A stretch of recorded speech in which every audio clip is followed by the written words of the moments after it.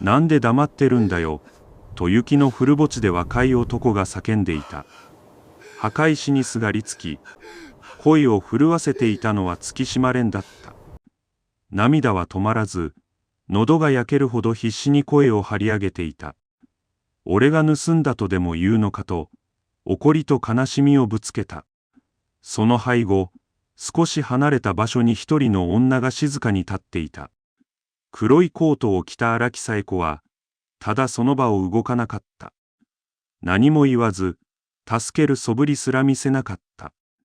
彩りのお母さんだろう。助けてくれよと蓮は叫んだ。声は割れ、もうすがる言葉も残っていなかった。それでも紗栄子は一歩も前に出なかった。表情は変わらず、感情を読み取ることはできなかった。雪は音もなく、二人の間に静かに積もっていった。もう終わりだと、蓮は力なく言葉を落とした。その瞬間、紗栄子の目がかすかに光った。だが、その意味を理解する者はいなかった。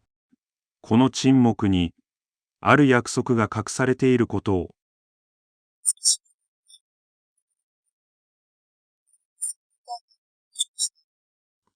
人の最後に触れる仕事だったが、暮らしは楽ではなかった。恋人の名は皆せ彩りで、商店街で花屋を営んでいた。彩りは葬儀用の花も扱い、仕事に誇りを持っていた。二人は結婚しておらず、その事実がすべてを変えた。彩りが亡くなった瞬間、蓮は無関係な存在にされた。葬儀の日、親族の女が小声で冷たい言葉を投げた。結婚もしていないのに、なぜそこまで泣くのかと。別の親族も続けて、席は後ろだと突き放した。家族ではないのだからと、当然のように言われた。蓮は悔しさを飲み込み、何も言い返せなかった。彩りを愛していたが、法律の上では他人だった。蓮は式場の隅に立ち、視線に耐えるしかなかった。空気は冷たく、居場所のなさが胸に刺さった。その時、少し離れた場所に一人の女が立っていた。荒木紗栄子、彩りの母親は何も語らなかった。蓮の横にも来ず、ただ距離を保って立っていた。蓮は心の中で、冷たい人だと思ってしまった。だが紗栄子の表情からは、感情が読み取れなかった。悲しみなのか怒りなのか、それすらわからなかった。蓮は彩りの勘だけを見つめ、近づくことができなかった。家族ではないという理由が、すべてを拒んでいた。式が終わり人が去っても、蓮に声はかからなかった。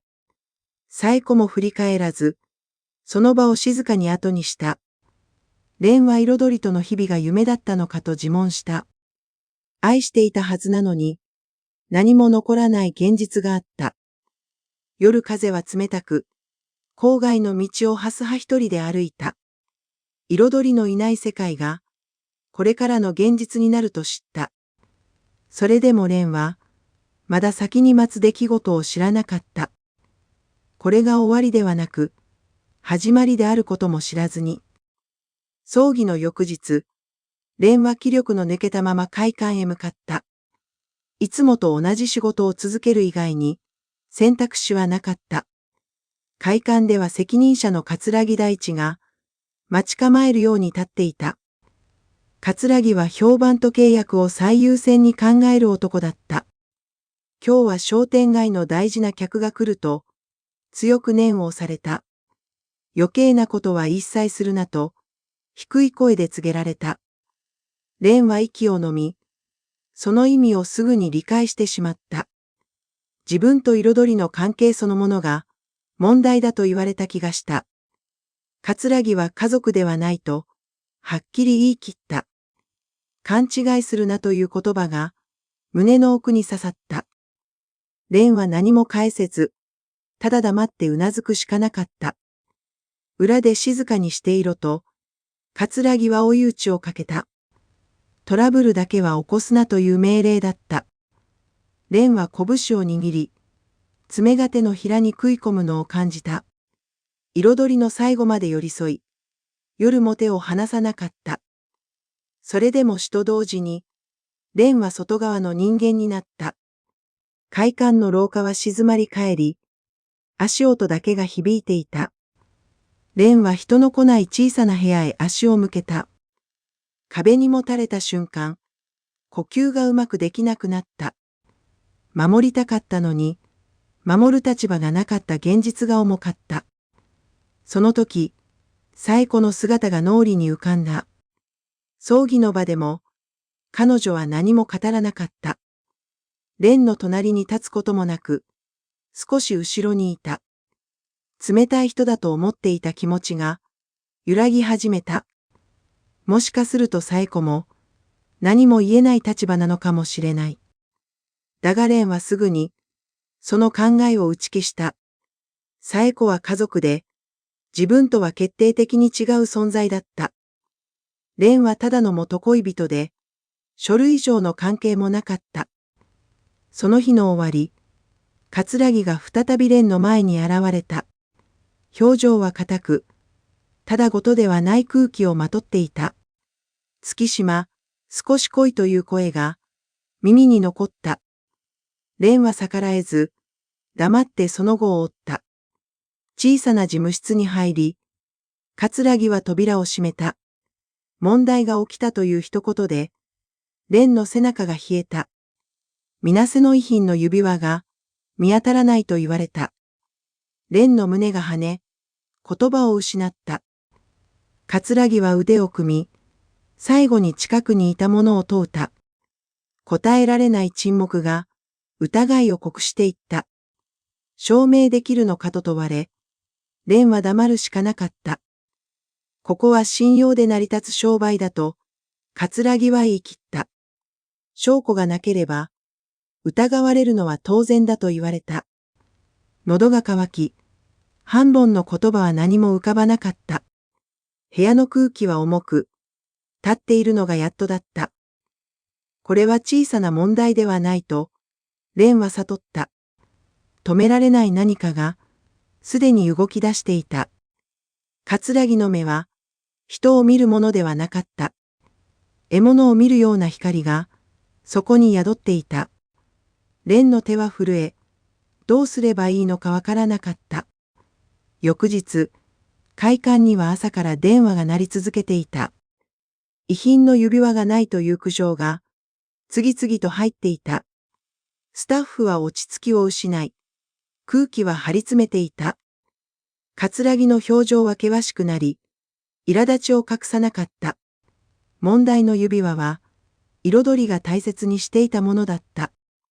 納棺の後で消えたという話が、事実のように広まった。桂木は低い声で、最後に触れたものを問いただした。その視線は、最初から蓮に向けられていた。蓮は声を上げ、自分ではないと必死に否定した。だが桂木は冷たく、証明できるのかと突き放した。ここは信用がすべてだと、同じ言葉が繰り返された。証拠がなければ、疑われるのは当然だと言われた。蓮は反論しようとしたが、言葉は途中で遮られた。家族ではないという現実が、再び突きつけられた。騒げば騒ぐほど、快感も彩りも傷つくと言われた。蓮は喉を詰まらせ、何も言えなくなった。その夜、蓮は小さな事務室へ呼び出された。机の上には、一枚の書類が静かに置かれていた。そこには過失を認める内容が、淡々と書かれていた。署名すれば快感は守られると、桂木は言い切った。若い恋人が泥をかぶる話は、世間が好むとも続けた。蓮の手は震え、文字が滲んで見えた。仕事を失う恐怖が、頭の中を支配していた。だが彩りの最後を汚したくない思いも消えなかった。桂木はペンを差し出し、早く決めろと迫った。蓮の体は考える前に動いてしまった。わかりましたという声が、自分のものとは思えなかった。署名を終えた瞬間、胸の奥で何かが折れた。桂木は書類を取り上げ、これで終わりだと言った。守ってやるから静かにしていろと念を押された。蓮は立ち上がれず、椅子に座ったままだった。部屋を出る足音が、やけに遠くに聞こえた。白い照明の下で、蓮は一人取り残された。夜の冷たい空気に触れ、会館の外へ出た。雪が降り始め、視界がぼやけていった。行き先も決められず、ただ歩き続けるしかなかった。合意書に署名した翌日、会館の空気がもう違ってた。スタッフの視線が冷たくて、挨拶も返ってこなかった。桂木は遺族に、蓮が過失を認めたと伝えていた。その言葉が広がって、事実みたいに扱われていった。午後になると、彩りの親族が会館に乗り込んできた。葬儀の日に、蓮を後ろへ追いやった人たちだった。親族の男は、やっぱりなと吐き捨てるように言った。別の女も、最後まで彩りを裏切ったと責め立てた。蓮は言い返せず、弁解の言葉すら出てこなかった。桂木は間に入り、本人も反省していると告げた。会館としても厳しく処分すると、落ち着いて続けた。蓮の手は震えて、爪が手のひらに食い込んでいた。親族が去ると、桂木は満足そうにうなずいた。これで会館は守れる、と当然みたいに言った。その瞬間、蓮は胸の奥に憎しみが湧いた。桂木は、しばらく顔を出すなと冷たく言った。休みじゃなくて、追い出されたのと同じだった。蓮は会館を出て、背中に視線を感じながら歩いた。外は寒くて、雪がまた降り始めていた。行き先も決められず、ただ足を動かすしかなかった。商店街を抜けると、彩りの花屋の跡が見えた。店は閉じていて、シャッターが静かに降りていた。蓮は立ち止まり、胸が締め付けられるのを感じた。彩りの声が聞こえた気がしたが、それは幻だった。聞こえるのは、雪の落ちる音だけだった。気づけば蓮の足は、墓地へ向かっていた。郊外の静かな場所に、彩りの墓があった。墓石の前に立った瞬間、膝の力が抜けた。地面に手をつくと、雪の冷たさが刺さるようだった。あや、と呼ぶ声がかすれて漏れた。ごめん、と言った途端に涙が溢れて止まらなかった。守れなかった悔しさが、胸を押しつぶしていた。俺は盗んでない、と震える声でつぶやいた。それでも全部が終わった、と蓮は感じていた。その時、雪を踏む足音が背後から近づいた。振り向くと、少し離れた場所に女が立っていた。黒いコートの荒木紗恵子が、静かに立っていた。紗恵子は何も言わず、ただその場を動かなかった。彩りの母親だろ。と蓮は声を荒げた。なんで黙ってるんだよ、と感情をぶつけた。紗恵子は動かず、表情も変えなかった。蓮は力が抜けて、もう終わりだとつぶやいた。紗恵子は前に出ず、後ろで立ち続けていた。雪は二人の間に、黙って積もっていった。それは、数日前の病室での出来事だった。白いカーテンが揺れ、消毒液の匂いが漂っていた。窓から差す夕方の光が、部屋を静かに染めていた。彩りはベッドに横たわり、呼吸は浅くなっていた。顔色は悪かったが、目だけは穏やかだった。紗恵子はその手を握り、離そうとしなかった。細く冷たい手に、かつてのぬくもりはなかった。彩りは弱い声で、母に蓮のことを頼んだ。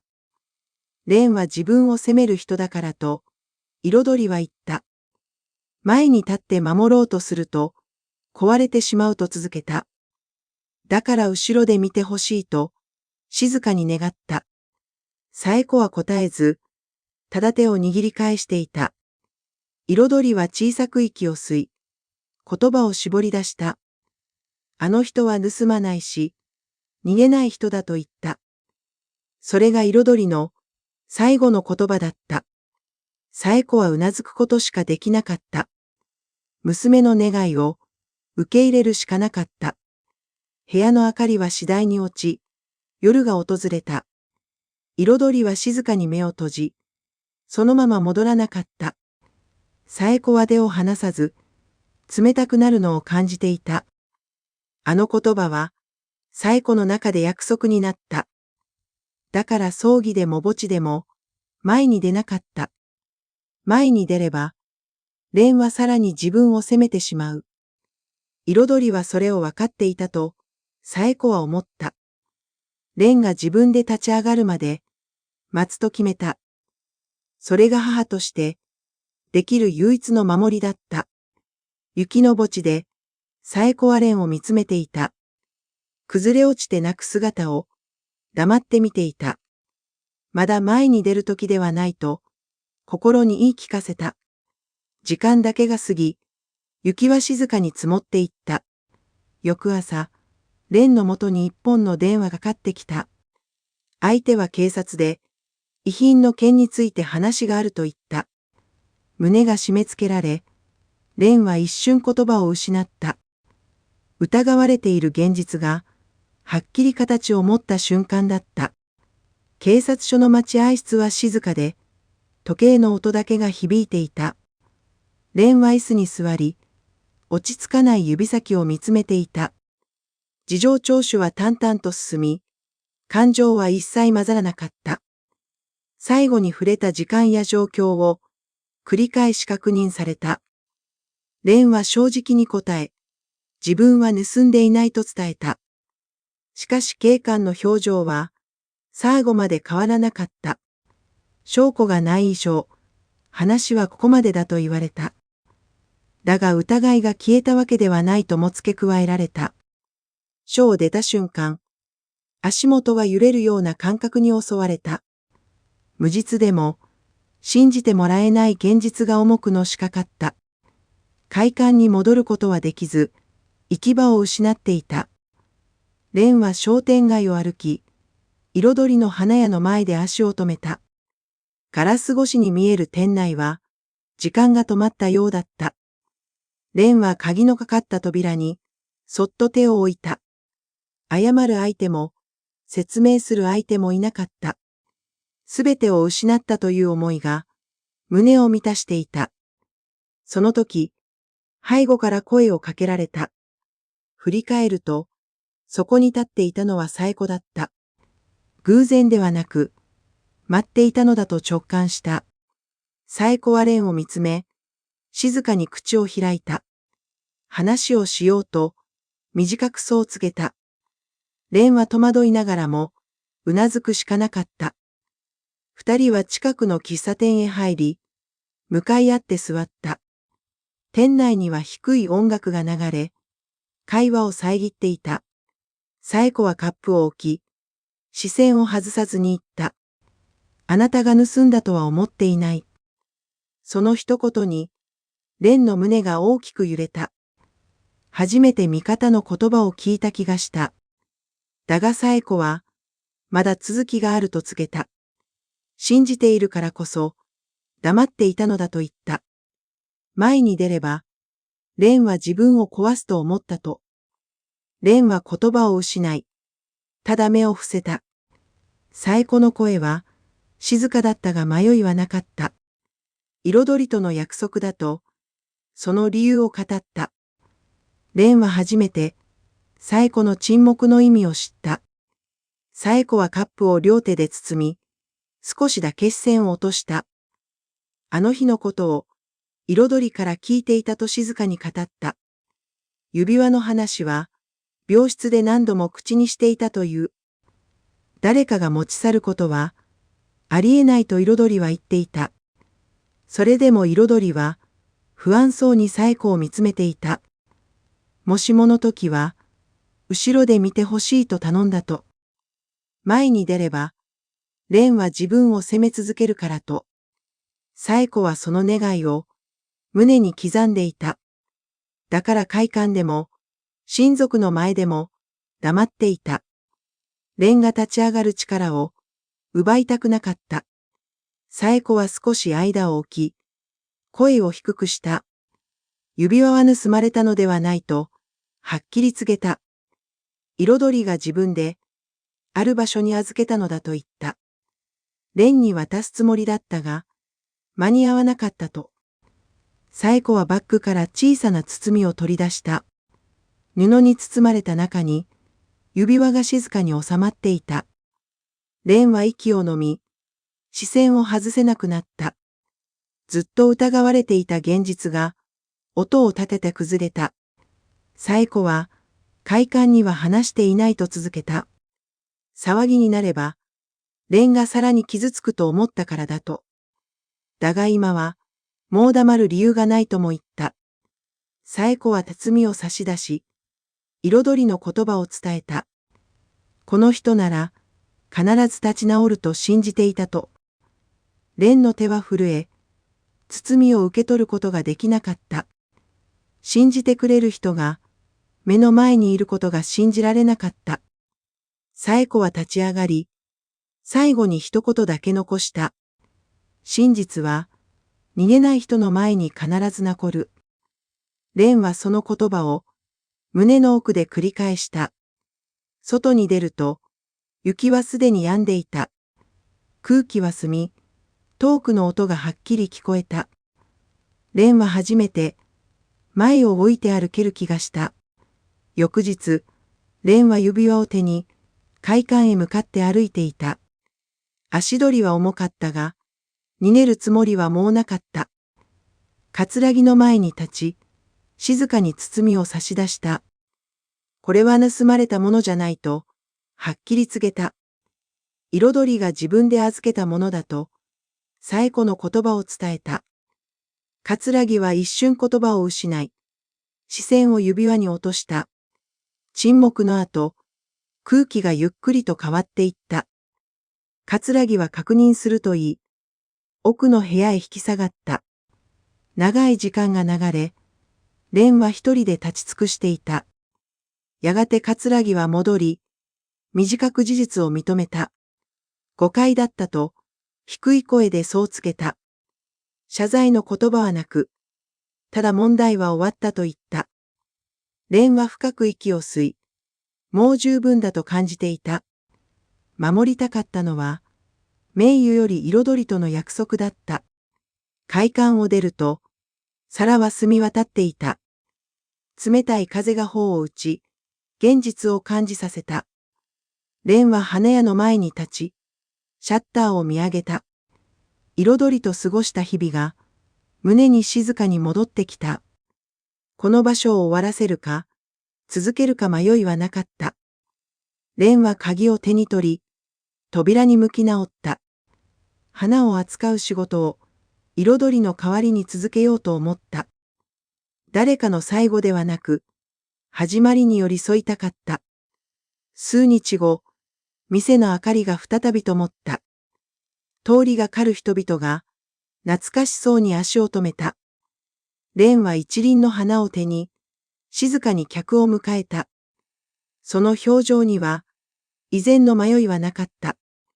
紗栄子は少し離れた場所から、その様子を見ていた。前に出ることなく、ただ見守っていた。